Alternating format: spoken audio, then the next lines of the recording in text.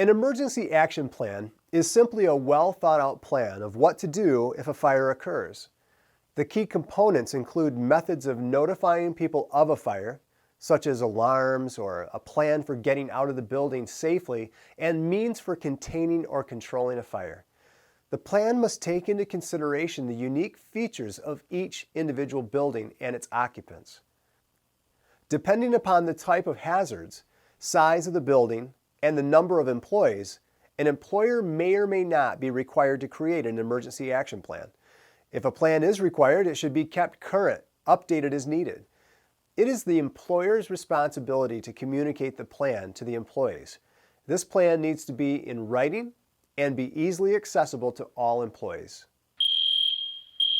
Now, when a fire emergency occurs, 3 things should happen. An alarm system needs to alert others in the building to begin evacuation. 911 should be called as quickly as possible, even if your alarm system is monitored, and doors should be closed behind you as you evacuate. This can help prevent the fire from spreading to other rooms or parts of the building. Now, when a fire alarm sounds, what should you do? It's important to treat every fire alarm as though it's a real emergency, even if the initial source is unknown. And if the alarm sounds or a fire is suspected, call the fire department immediately.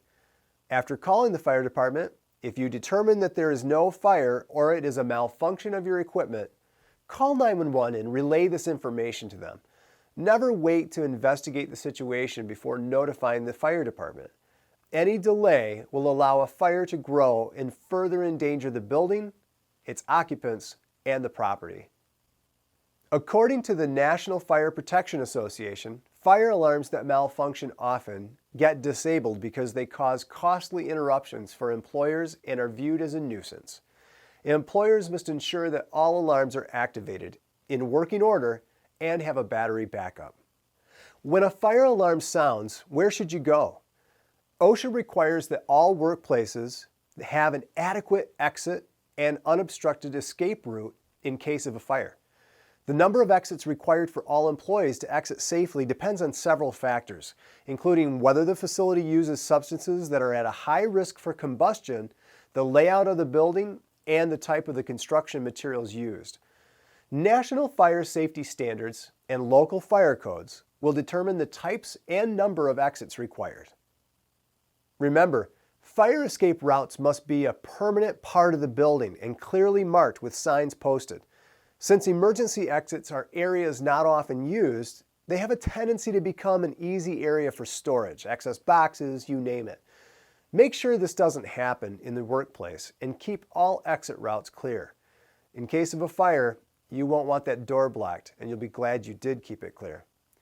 So even though it may not be required by fire codes in your workplace, holding a fire drill occasionally is a great idea to practice your escape routes.